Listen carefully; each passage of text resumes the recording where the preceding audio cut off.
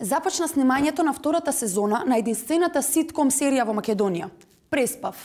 Погледнете што се случуваше behind the scenes.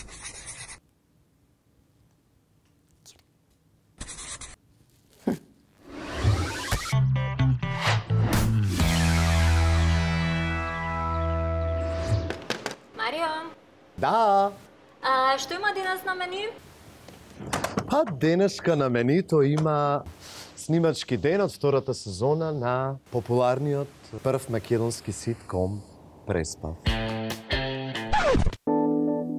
На Македонија и беа потребни 70 години за да го добие својот прв ситком Преспав. По дефиниција, ситком или ситуацијска комедија е поджанра на комедиските програми. Се појавува средината на минатиот век, најпрво на радио. А потоа, во 1946 година, на BBC започнала да се емитува серијата Penrite's Progress, која се смета за прв телевизиски ситком. Кај нас, како прв телевизиски ситком, се запиша серијата Преспав, која започна со емитување минатата година на Телма, а е во продукција на ОХО, со поддршка на делегацијата на Европската Унија во Република Македонија. Ликовите од Преспав на сите ни се познати. И факт е дека актерите имаат важната улога за успешен продукт. Но важни се и луѓето што се позади камерите. Затоа разговаравме со Елеонора Венинова, една од виновниците за креирањето на Преспав.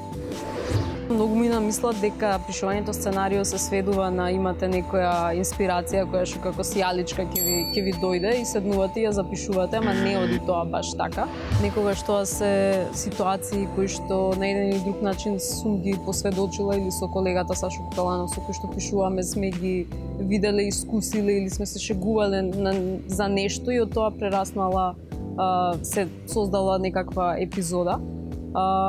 Во принцип и самите ликови веќе толку добро ги познаваме што и самите тие некако ни создаваат ситуации затоа што им ги знаеме сите мани, сите слабости, кои што сака и буквално веќе самите си произведуваат действија кои што ние само ги запишуваме.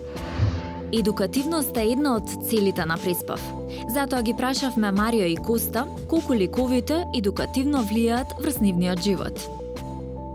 Марио е еден од ликовите, заедно со Тони, кои се обраќаат на една специфична таргет група на гледачи, кои што промовираат некакви поинакви вредности, некаков поинаков начин на живот, кој колку и да е поразличен и поинаков од останатите, е автентичен, свој.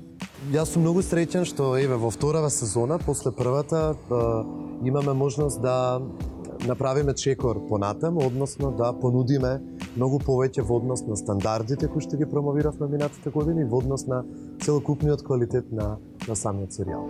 Се фаќам во моменти каде што на ист или на сличен начин реагирам како што реагира Коста.